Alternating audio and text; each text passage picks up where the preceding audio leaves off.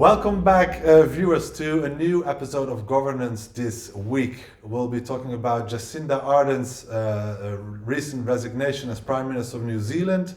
We'll be talking about work-life balance more in general, but also about the recent State of the Union by President Joe Biden. And luckily, I'm not alone. We're delighted to have Anne-Marie Slaughter with us today. She's the CEO of New America, an acclaimed author and policy expert, of course, and also a professor at the School of Transnational Governance. Welcome, Anne-Marie. Good to have you. Oh, it's great to be here. Excellent. So let's start straight away with the fact that on 7th February, Jacinda Ardern stepped down as Prime Minister of New Zealand, citing among other things, the fact that she no longer had fuel in the tank, no longer had what it took to perform that job. And, it made the headlines around the world. So I would like to ask you, what was your first reaction to the news? My first reaction was just to be sad that she was stepping down. She has been an inspiration to so many around the world, certainly women, but I think others. She's brought a different style of leadership, a younger style, a refreshingly candid style and she's led on a lot of policy issues. So my initial sense was just, I'm sorry to see her go, but I do expect her to be back. Yeah, indeed. I would not be surprised if she does come back soon. And let's delve into this a little bit. Into the reaction, so to say. The BBC, referring to a phrase that you coined back in 2012, they reacted with a headline saying, "Can women really have it all?" I personally had the feeling that this headline, as well as many other comments, missed the actual point about her announcement. What does this decision to step down mean in your view?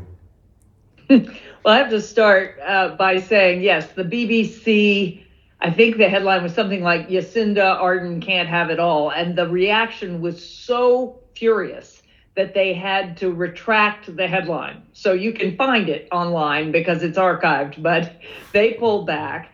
And I think the reason was the idea that here is a prime minister who is saying, look, I've given it my absolute all for 5 years. And she went through COVID and a terrible shooting in Christchurch, a shooting at 2 mosques where she had to lead her country through that.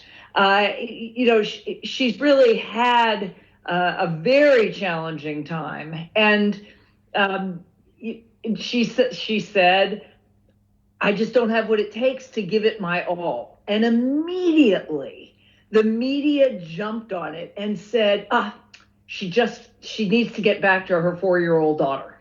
She never said, I'm doing this for my daughter. She said at the end of her speech, she referenced her daughter and said, I'll be there for school pickup. But if a man had stood up and said, I've given this my all, I just don't have what it takes to run again. And honestly, her predecessor had stepped down as well. You would have heard political calculations. You might have heard, I wonder if there's something else going on. You would not have immediately heard, he must need to spend time with his children. And indeed, if he said, I'm leaving to spend time with my children, then everybody would have been convinced there was a scandal that they were trying to cover up. So there's just a terrible double standard here. And indeed, she has a lead parent partner, right? She came to the United Nations with her daughter when her daughter was a baby, and her partner was there. And obviously he was taking care of the child while she was in meetings all day. I mean, the child wasn't just, left in a waiting room. So I think the reaction, and certainly my reaction, was just stop with the double standards. Here is a woman who is telling you why. She's saying politicians are human too. And I thought it was very consistent with her overall candor as a leader to give what was the real reason, knowing that lots of people wouldn't believe her, rather than orchestrating some elaborate kind of facade. Yeah, no, I agree. This was far more about the leader stepping down rather than the woman stepping down and leaving her job. Going back for a moment to 2012, when you wrote that essay saying why women can't have it all, sorry, women still can't have it all. Some people said actually that you shouldn't have done so, right? You were a role model, first woman director of policy planning at State Department, and this would be a bad signal for young women. Some said, but at the same time, I think this essay has contributed a lot to the debate about women's careers and gender roles more generally speaking. So that was 2012. How far have we come 10 years on since that article? Well, you're certainly right that it caused a lot of controversy. It caused a lot of intergenerational conversation with many, many younger women being very pleased that I was essentially ripping off the sort of elaborate cover where a lot of us had been saying, of course you can have it all if you just work hard enough and are ambitious enough, when in fact many, many women, 2/3 of women who were starting out in careers were finding that children or any family situation, honestly, or just trying to juggle life, two careers with a full home life was very hard. And I have to say, parenthetically, I did not coin "have it all." That actually came from Helen Gurley Brown, who was the editor of Cosmopolitan, who wrote a book back in the 80s saying, you can have it all, meaning, you can do everything your father did and not give up anything your mother did.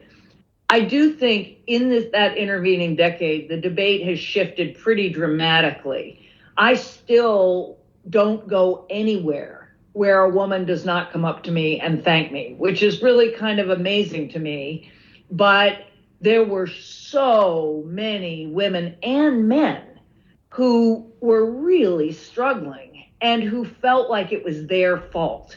And because I had a big job and I had a successful career, for me to say, I can't do this and I have every advantage, so it's time to change the system rather than expecting the people, particularly the women, to be super women, made a big difference. 10 years on, we've still got lots of issues, but the debate in the United States has shifted to how do we provide an infrastructure of care? How do we provide the child care, the paid family leave, the child tax credits, the elder care? This is not just about children. No. How do we support the ability for men and women to have both a career and an active life in which care is a big part of that, again, for children, parents, or others? So we have made progress. But in comparison with Europe, the United States has a pretty dismal infrastructure of care. So still a long way to go. Let's talk actually a little bit more about the United States. We also have had recently the yearly State of the Union speech by President Joe Biden. And there was a lot of talk about the United States as in the nation. And by the way, we have a lot of viewers from the US, so they will be very interested in your takes on the next few questions. And mainly I would like to ask you, as a foreign policy wonk, what did you think about what Joe Biden said about the US on the international stage? The biggest surprise for all foreign policy people in the United States, and I think around the world, watching that speech, was that the war in Ukraine, Russia, and China all together probably didn't get more than 5 minutes out of a speech that ran for an hour and a little over. If you look at the president's calendar over the past year, if you look at the major newspaper headlines in all of our newspapers, if you look at just the issues that have dominated the discussion in Washington, the war in Ukraine has been absolutely enormous. I mean, I don't think there's been a day that I haven't heard something about the war in Ukraine on the radio or in the newspaper, and something that President Biden was doing.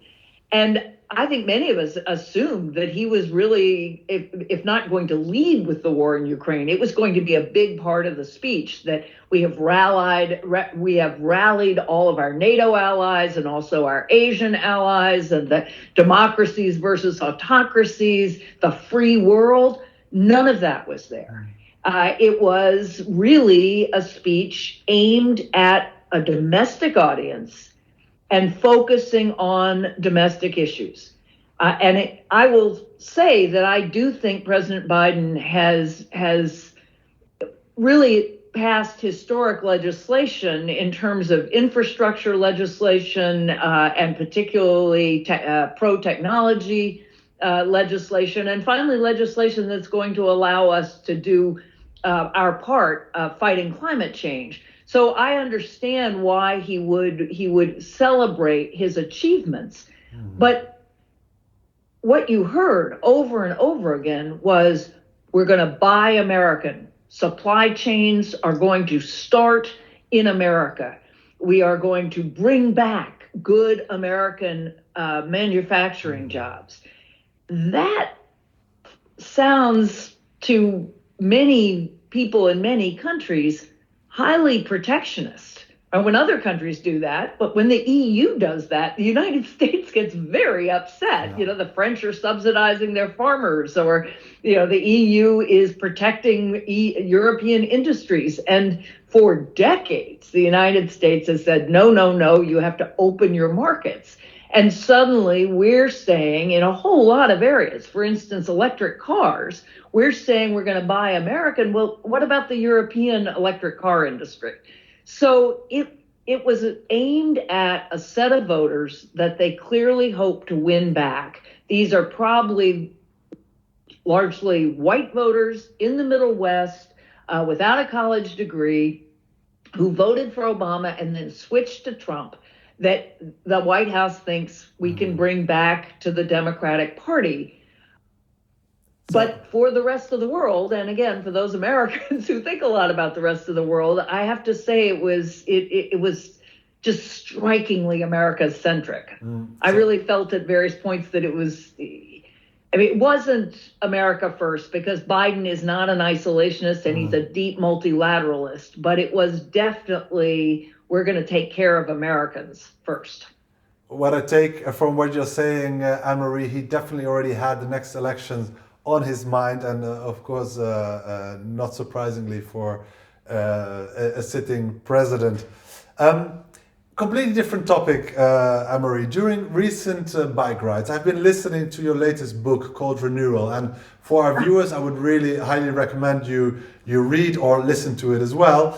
And this book moves between a very open and honest account of your personal career struggles and the challenges that the United States is facing as a country. And I really appreciated, for example, the honest insights into the difficult moments as a CEO at New America, as a manager of that organization. So, here in Florence at the School of Transnational Governance, you teach our master students who are preparing for a career in public policy in one way or another. So, which of your hard-learned lessons would you like to pass on to them? Well, I love teaching the School of Transnational Governance students. It really is a pleasure, and I've stayed in touch with a couple of the students I taught last year, and I'm very much looking forward to coming back. I teach sort of a course that looks at the world, that looks at networks, but that also specifically looks at how you lead in a world that is much less hierarchical. I don't think it was ever command and control from the top down as we might imagine it. No CEO, including the President of the United States, Barack Obama, once said, I say something should happen and it doesn't necessarily happen. But we for a long time have assumed that leaders are either out front or on the top, and what they say goes. The world we're in is much more horizontal. Leaders like me certainly do have power. I can hire and fire, and I have the control. I can certainly have a lot to say about salaries and working conditions. But a good workplace today means a lot of people are participating and that you can't just tell people what to do. And in that setting, I think it's very important for leaders to be quite transparent, even if it means that they are vulnerable. It's a much more human side of leadership. Indeed, that's why I said Jacinda Ardern really pioneered a very open and honest and empathetic human leadership. So I do talk to the students about when you make a mistake, you acknowledge a mistake. You understand that you are on a learning journey. And if you are not on a learning journey, there's something wrong. You should be learning from the people you lead, even as you mobilize them and inspire them and push them in a particular direction. So I use my own willingness to talk about a crisis that happened in my career because that crisis set me on a path that has made me a far better leader today, and honestly, that I think enabled me to stay in my job. Yeah. Well, then here's to open, transparent, and empathetic leadership, because definitely we need a lot more of that in the world. Anne-Marie, thanks so much for your time with us today. We covered a few different topics, that were on the agenda the last few weeks in governance around the world, from New Zealand to the US, and soon we'll have you here in Florence, and our students will engage with you, and we're all looking forward to have you here. Thanks for joining us. Thank you so much. I enjoyed it. Same here. Bye-bye.